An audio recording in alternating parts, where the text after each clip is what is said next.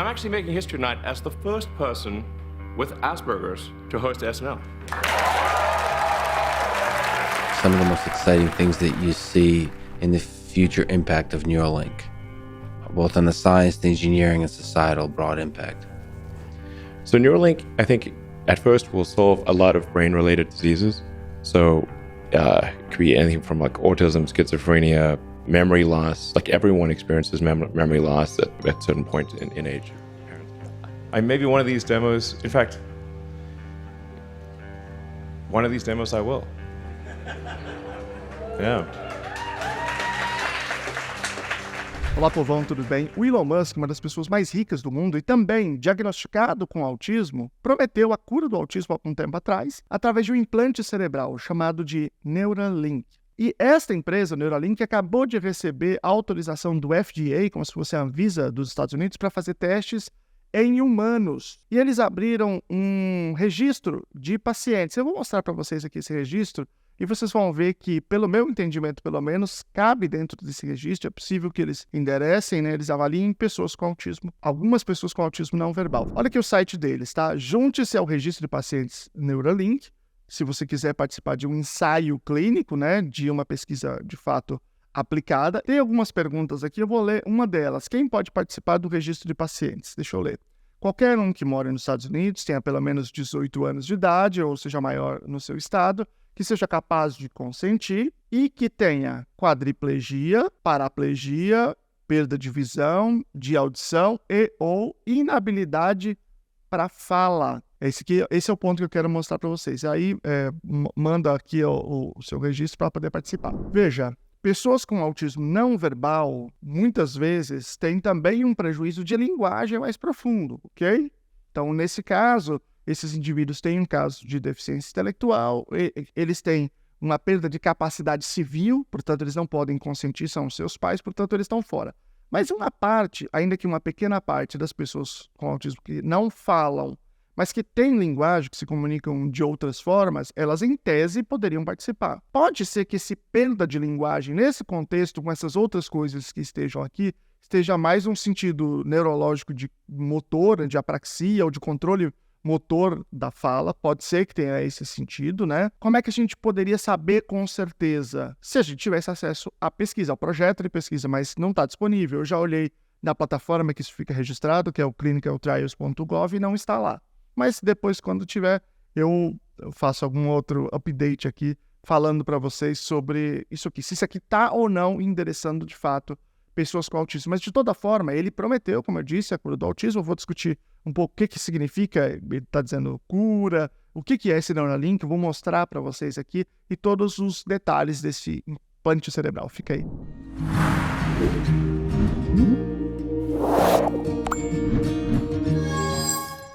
Meu nome é Luciano Lacerda, sou doutor em Educação pela PUC São Paulo, fiz o pós-doutoramento no Departamento de Psicologia da UFSCar. Eu estudo autismo em práticas baseadas em evidências e é claro que a gente tem que ficar sempre de olho no mundo da neurociência, né? O Elon Musk, ele criou essa Neuralink em 2016 com outras pessoas que de fato são da área, são pesquisadores, né, da área da neurociência. Foram orientandos de um brasileiro, inclusive, um dos maiores neurocientistas do mundo, que é o Miguel Nicoleles, que deu aula durante toda a vida na Universidade de Duke, nos Estados Unidos. Eles criaram essa proposta de um chip cerebral interno, né, implantado dentro do cérebro, que tivesse ali uma função de resolver uma série de dificuldades, de prejuízos que o indivíduo tivesse. E o Elon Musk, dentro de um podcast, alguns anos atrás, eu vou colocar aqui para vocês, ele prometeu a cura de várias condições, inclusive ele falou a cura do autismo, né? Essa é a promessa dele, esquizofrenia, perda de memória, uma opção de coisas que supostamente ele poderia resolver através do Neuralink. De fato, o Neuralink não era nem muito levado a sério, porque o Elon Musk é o seguinte, ele é um cara que, em alguns pontos, ele de fato é inovador, ele faz coisas que são realmente impressionantes, como a SpaceX, né, como o próprio Tesla, que é aquele carro elétrico. Então tem coisas que são impressionantes. Mas ele também é um falastrão. É um cara que vai lá no Twitter e fala um monte de coisa só com o objetivo de ganhar dinheiro. Ele fala um negócio, as bitcoins sobem, as bitcoins descem. E aí ele vai, de alguma forma, influenciando esse mercado e esse é o benefício. Então ele fala muita coisa absurda também, ele investe um monte de coisa absurda e depois vende por um preço mais alto. Então, não está claro o que é dessa coisa do Neuralink, que é de fato uma coisa promissora ou não. Eles apresentaram há alguns anos um resultado com um macaco. Esse macaco, ele recebia reforço, né, para ele controlar através de ondas cerebrais, de processos de pensamento, um certo jogo. E aí eles colocaram um manche, tipo um joystick, que era uma coisa meio ilusória, só que aquilo estava desligado. Então ele, de fato, mexia através do cérebro, através do pensamento. Então vocês vão ver a imagem dele, que eu estou colocando aqui para vocês aqui agora, em que ele está tomando o negócio aqui que estão dando para ele de comer, e ele está, de fato, jogando com o cérebro. E aí isso foi uma coisa que fez muita publicidade para a Neuralink, embora isso, do ponto de vista da pesquisa científica, era uma coisa que já tinha sido feita há muito tempo.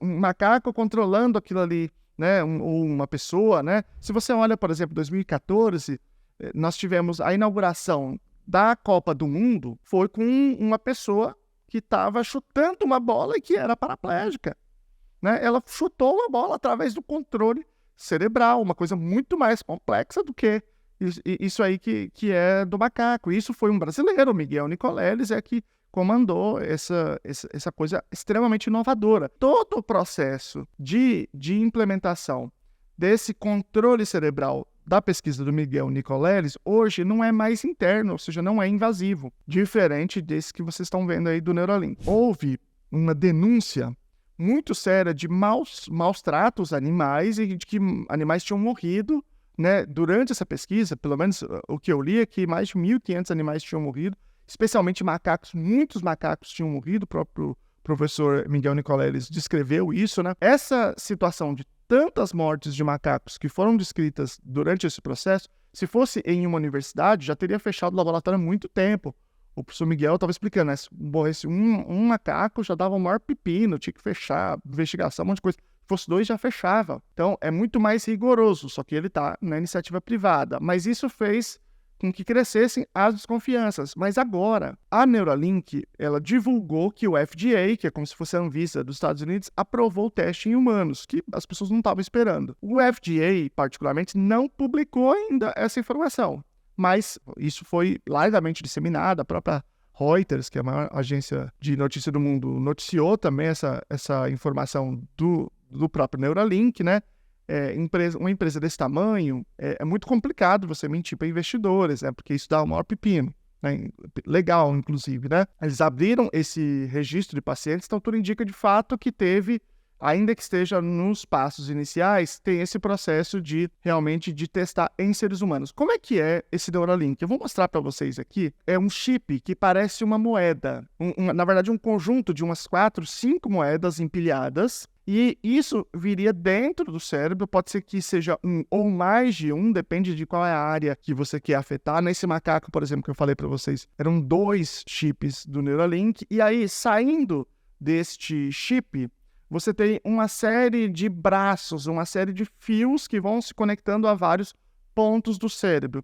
Esses fios, eles são muito, muito, muito finos, muito finos, muito, muito mais fino do que um fio de cabelo. E tem um microeletrodo na ponta muito, muito pequeno, muito menor do que um fio de cabelo. O objetivo, em tese, é para o cérebro não identificar isso como um corpo estranho e não produzir um processo de rejeição, um processo autoimune. Essas conexões são invisíveis, diferente do botão de like, diferente do botão do sininho, do inscrever-se aqui, que é muito visível. É só você clicar rapidez, que não tem nenhum tipo de complicação autoimune, nem de outra natureza. É bom que você fique acompanhando aqui os vídeos que a gente vai trazendo para vocês. Então, em tese, segundo eles disseram, o cérebro não reconhece pela espessura, que tem um diâmetro muito reduzido. Esse chip, ele teria um recarregamento através de uma aproximação. Então, vocês podem ver aí nesse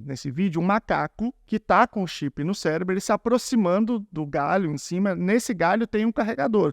Então, ele se aproxima e aí consegue recarregar. Eles mostram na lateral o nível de recarregamento desse chip, dessa bateria. E quando a gente faz o carregamento por aproximação num celular ou de um smartwatch por indução, né, a gente percebe que a temperatura sobe, fica quente. Essa, claro, que seria uma preocupação nesse caso.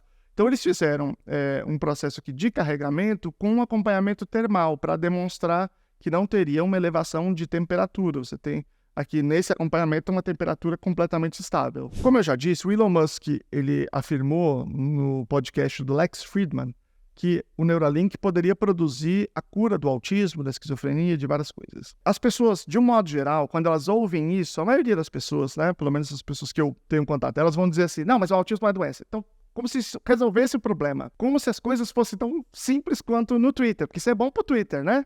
Mas para a realidade não é. Por que que não é? Primeiro, porque quando alguém fala em cura do autismo, esse é o discurso que tem. Mas a mesma coisa não se aplica quando a pessoa fala de cura da depressão, de cura da esquizofrenia e qualquer outra condição correlata que também não são doenças, são transtornos. A diferença entre transtorno e doença é definida por um critério técnico. Eu já fiz um vídeo sobre isso aqui, eu já expliquei certinho por que que não é doença e o que que isso significa. Não é falar essas frases de efeito no Twitter, isso não resolve nada. O autismo ele é definido por um prejuízo persistente na comunicação social e um comportamento com padrão restrito e repetitivo. Bom, se eu tenho uma pessoa que tem este perfil e um belo dia ela não tem mais, ela deixa de ter prejuízos na comunicação social, ela passa a entender pistas sociais, passa a ter reciprocidade socioemocional, ela aprende a fazer, ela tem mais sensibilidade, portanto aprende a iniciar e manter relações sociais, ela não tem mais estereotipias, mais hiper ou hipossensibilidade.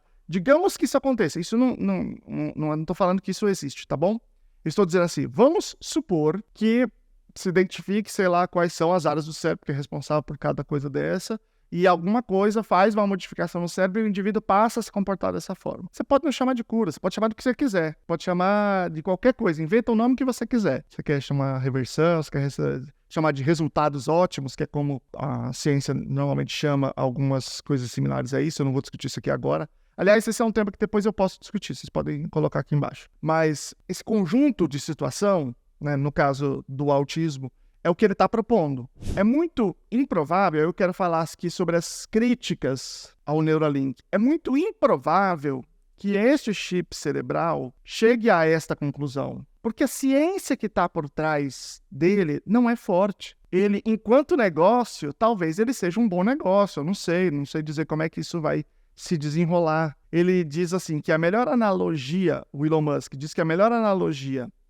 para isso seria um smartwatch dentro do cérebro, fazendo uma conexão direta com o seu pensamento. Então, talvez, para alguns comandos básicos, tipo assim, casa inteligente, você quer chegar, quer ligar a luz, quer fazer não sei o que, né? Talvez isso seja uma coisa que interessa alguém, né? É muito invasivo, talvez, mas sei lá, tem gente que gosta de qualquer tipo de coisa, né? Agora, para o caso especificamente do transtorno do espectro autista, eu estou falando disso porque disso é o que eu entendo, me dedico, de outras coisas eu não entendo adequadamente, né? Para o transtorno do espectro autista, faz muito pouco sentido porque a gente não sabe o suficiente sobre esses processos cerebrais. Porque o cérebro é muito mais complexo do que esse tipo de solução é capaz de operar. O professor Miguel Nicoleles, como eu disse, né, uma grande referência, ele diz assim que o cérebro ele é um mecanismo analógico, não é um mecanismo digital. Portanto, a própria ideia da interface com o smartwatch é uma ideia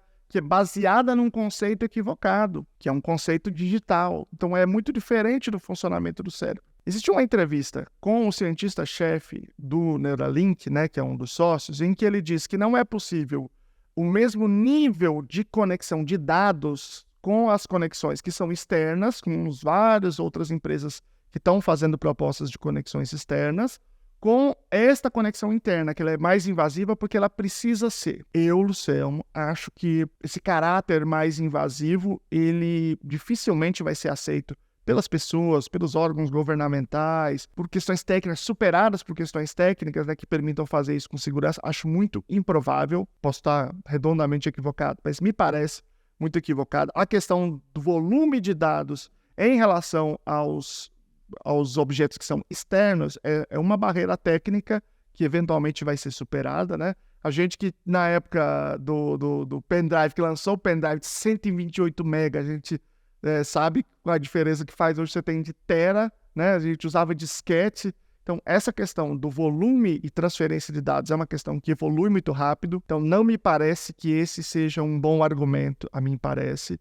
E eu tenho a impressão de que a ciência por trás do conhecimento neurofisiológico do cérebro, ele é um conhecimento que ou é inadequado ou ele é, no mínimo, muito, muito, muito insuficiente para poder falar não só em relação ao autismo, mas quaisquer outros transtornos mentais. A gente tem dados todo dia saindo sobre a complexidade desses transtornos.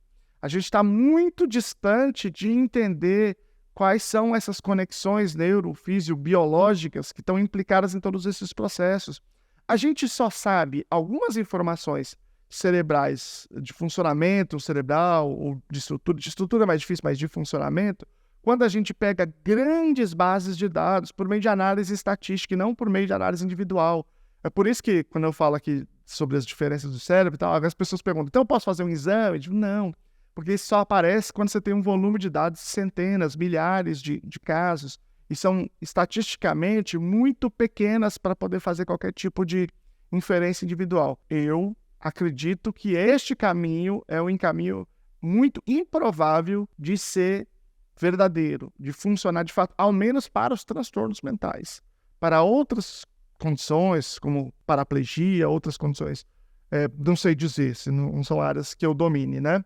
Mas eu quero ouvir você, quero ouvir o que você acha desse anúncio do Neuralink e entender qual é o futuro desse tipo de tecnologia. Coloca aqui nos comentários. Um grande abraço.